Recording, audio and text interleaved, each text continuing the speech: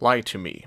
An old friend of Buffy's arrives in Sunnydale, and it turns out he is hiding a sinister secret. We open with a kid waiting for his mom in the middle of a playground, but it is super late. Was he waiting there literally all day, or was he just playing at night?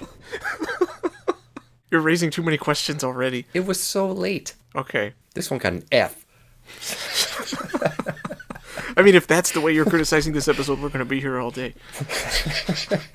And Drusilla comes by to eat him. She reminded me of Lucy in Dracula, who also fed on the blood of children. At one point, the kid says, I'm not supposed to talk to people.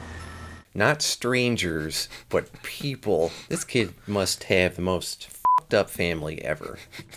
Maybe they sent him out there hoping a vampire would eat him or something. Angel interrupts and tells Drusilla to leave Sunnydale with Spike. Buffy is watching them from the shadows, and I'm not sure if it's mandatory that in every episode Buffy has to see Angel talking to another girl from the shadows and automatically misinterpret the situation. It's getting pretty old to keep using that as a plot device. Agreed. Drusilla tells Angel that bad times are in store for Buffy. Which we already know because she's a slayer being attacked by vampires and shit every day. What a dumb thing to say. She's so good at predicting the future. And then they both leave. Buffy mopes around with Giles about Angel, and then she mopes around in class, and then she mopes around after class, when a random guy suddenly butts in. Turns out this guy went to school with Buffy in LA, and he is now transferred to Sunnydale. And his name is Billy Fordham, and his nickname is Ford. Which is so cool. And a missed opportunity for product placement. And of course, Xander is jealous. It was incredibly obvious that they were going to do a whole jealousy thing in this episode, and my eyes started rolling all by themselves. Yeah, mine fell out of my head. Buffy seemed overly friendly and touchy with Ford, which I thought was really weird.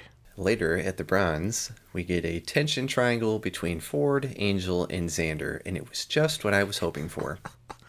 Angel tells Buffy he stayed in the night before and read, which would have been a bad cover story even if she hadn't seen him with Drusilla.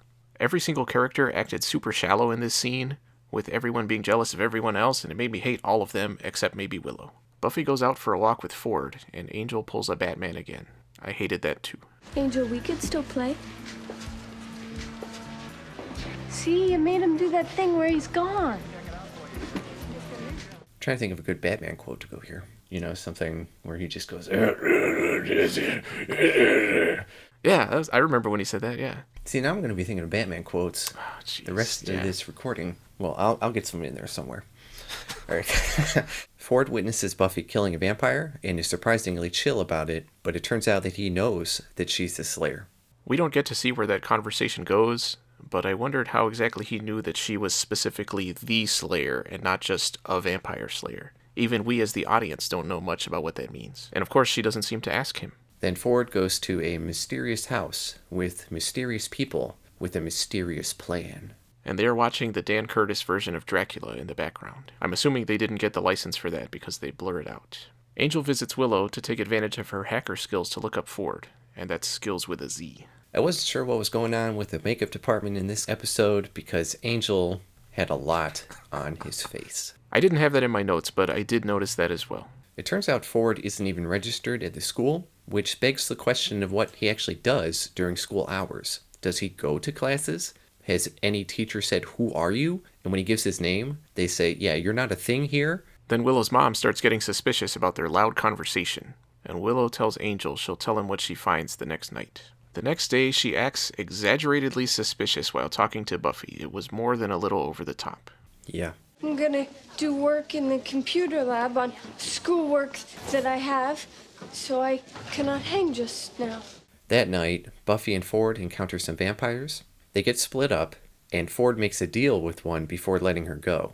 But he lies to Buffy and tells her that he killed it. Willow somehow connects Ford to the Vampire Weeaboo Club and takes Angel and Xander there. Angel thinks it's stupid, but I did really like his one line. These people don't know anything about vampires. What they are, how they live, how they dress. And then they talk loudly about Ford and Buffy before leaving. Buffy contacts Giles and Miss Calendar about the vampires, and she finds a very conveniently placed photo of Drusilla. And she tells them that she saw Drusilla with Angel. All of a sudden, a vampire steals one of Giles' books, and it is the vampire that Ford supposedly killed earlier. So the vampires know Buffy is the Slayer, and they apparently know that Giles is connected in some way and helps her. Why haven't they done something like this before? Just break in, take all the stuff that could help them, and just destroy the rest of it. Good question. I thought it was really funny how easily she got away. And even though Buffy recognizes the vampire, she doesn't go after it for some reason. Drusilla is talking to a dead bird for a while. And Spike reveals that he is jealous that she was talking to Angel, completing the circle of dumb character developments for this episode. The vampire from earlier brings Spike the book from the library, and Ford arrives, acting like a little kid. He says he wants to be a vampire, and offers to bring Spike the Slayer. Yeah, I thought his character totally changed in this scene, because he seemed kind of on top of things, but then, you're right, he did talk like a little kid all of a sudden. Yes! See, this is the best. I want to be like you. A vampire. Instead of coming right out and explaining things, which would solve literally all of their problems, Angel acts weird about everything and asks Buffy if she loves him. I feel like that's a problem not specific to this episode. Agreed, but it's still frustrating. Angel reveals to Buffy that he was obsessed with Drusilla in the past and made her a vampire, and also explains that he never told her how to discern between a bird that's alive and one that's dead. He also tries to tell her about Ford, and I didn't understand why he went by himself instead of taking Willow or Xander with him. Because it's going to make more drama later. It's not who he is underneath. It's what he does that defines him. I got one. The next day, Buffy follows Ford to the vampire club. She confronts him, but it turns out this is part of the plan, and they seal her in with them. Rigged up special. Once it's closed, it can only be opened from the outside. She never did learn to mind her surroundings. Alright, that's 2. And you'd think the fact that they're going to let the vampires kill Buffy would show the others that vampires aren't friendly, like they think, but I guess not. The soap opera factor reaches its peak when Ford reveals he's terminally ill, which is why he wants to be a vampire. And he manages to knock Buffy down pretty easily, right before Spike and the other vampires arrive. They start to attack all these idiots, finally. And it was satisfying to see. I agree. Buffy knocks out Ford, then threatens to kill Drusilla if they don't let everyone go. But for some reason, after everyone leaves, she doesn't kill Drusilla, but locks them all in instead. I'm trying to think of a good Batman quote. Give me a minute. I should have been more prepared for this. Outside, Buffy finds Angel and the others, and says the vampires will get out eventually. But why would she think that if she couldn't get out? And of course, when she goes back later, they have gotten out, and Ford is dead.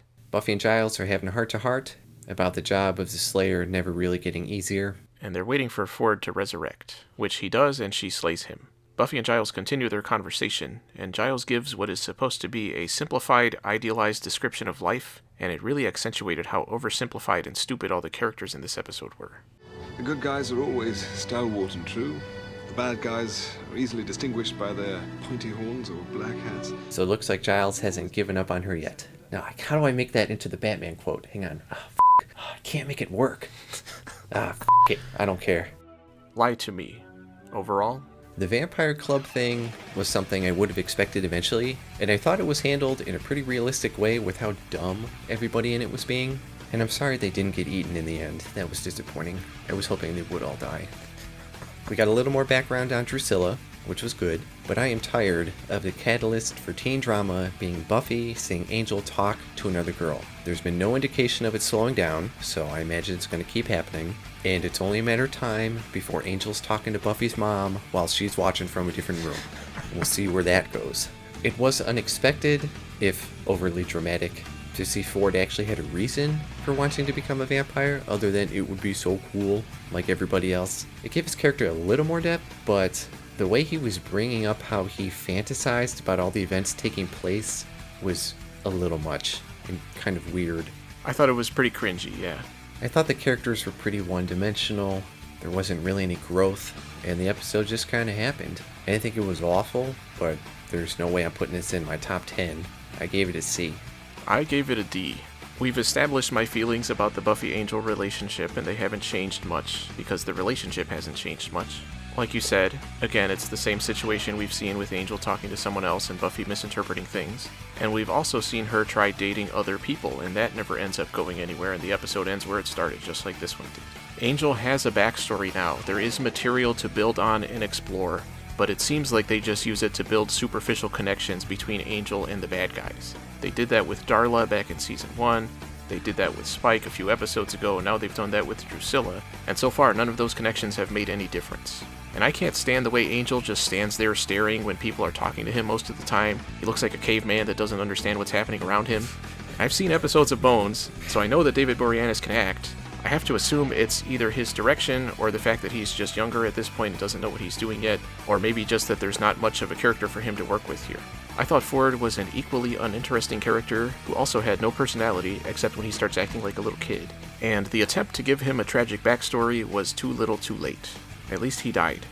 That's one good thing I can say about this episode. Wow. And I really hope future encounters between Buffy and Spike don't keep ending with them going their separate ways for reasons that don't make sense. I mean, she could have waited outside the door for them to get out if she knew they were going to get out. Didn't make any sense to me. Here's hoping our main plot line starts picking up soon.